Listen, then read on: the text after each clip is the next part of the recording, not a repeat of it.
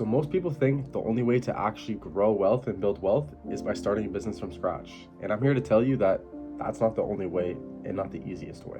Most of the time, startups are slow, risky, and they fail. But buying a business, that's a shortcut to success. You're buying a business with systems, employees, contracts, etc.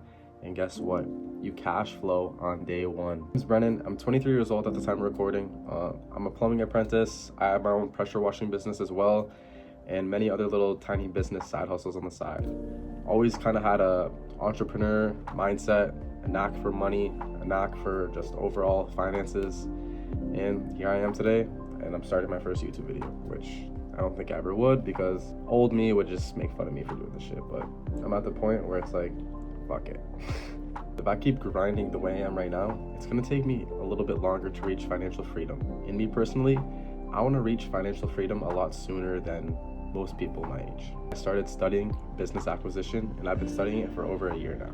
And now I'm here to document the full process. Here's the first reason why acquisitions beat startups in my opinion. Number one, when you buy a business, you start cash flowing on day one.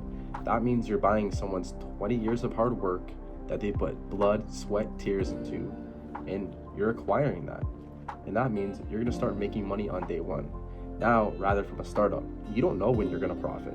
Most startups don't profit for the first couple of years, depending on what type of industry you're in.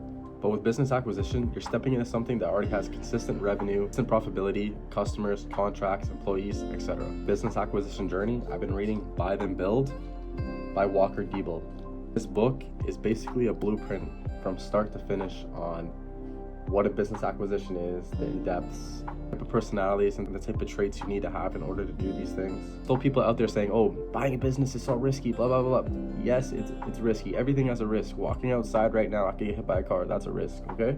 Let me just show you this one page right here. It says the odds of success, and I'm gonna blow this up so you can see it on the big screen, but it's basically saying a startup has a 10% success rate. The startup I was just talking about. And the acquisition entrepreneurship, which is buying businesses or buying a business, has a 98% success rate. Let me say that again if you didn't hear me. Turn up your volume a bit.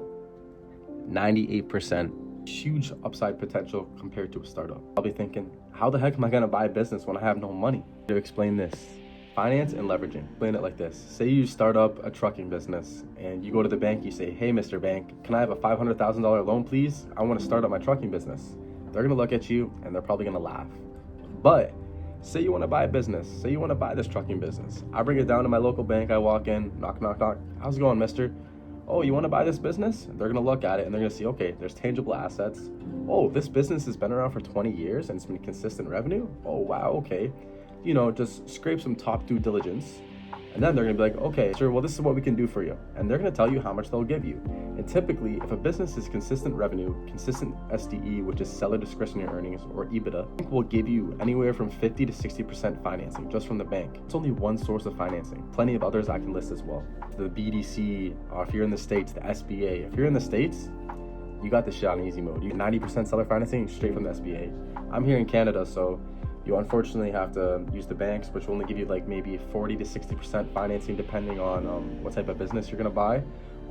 You can go through the BDC and they can give you up to 70, 90 depending on what you're buying, but they're probably gonna gouge you with the interest rates. So there's angel investing. You know someone that has money. I'd love you to look at this business, see if you want to be an investor in this, maybe for some equity or maybe for some interest on their money. I could sit here and I could deep dive just on the basic of leverage and finance businesses. Save that for another video. Another point I want to bring up is a startup is typically not profitable for the first 4 years. And if you want to reach financial freedom quicker than other people, well, guess what? You can leverage other people's money, the bank's money, the BDC's money, the angel investors' money, buy a business that's already cash flowing. You have skills like digital marketing, sales, leadership, etc. Business and acquisition lets you skip all those growing pains a startup has. And that's going to get you to financial freedom much quicker. I'm not here to bash startups. I have a business myself right now. That's a startup. But my North Star one day could be an acquisition. Waste years of your time sitting there trying to pursue startups, that's fine. And I'm not against that. I have plenty of friends that are really successful with startups. But if you want proven cash flow, systems, employees, etc., I would say do the much easier path and look into business acquisition. And I'm not gonna say this stuff is easy because there's plenty of steps you gotta go through. You gotta do due diligence, you gotta do LOIs, you gotta hire accountants, lawyers, they gotta look through everything. It's not as simple as, oh, I'm gonna buy this, I'm gonna be rich. It's not like that. If you wanna learn business acquisition from a beginner like me, hit that subscribe button, because the only reason I know all this stuff is, for one, I'm self-taught, but I actually reached out and now I have mentors in the space that are telling me about it, etc. So I'm sitting here and I'm slowly growing my knowledge with acquisitions, and I'm only a year in, and I would say I probably did a little bit more than scraping the surface, and this stuff really interests me. I think I'm going to continue going down this rabbit hole, and I'm going to document the journey all on here.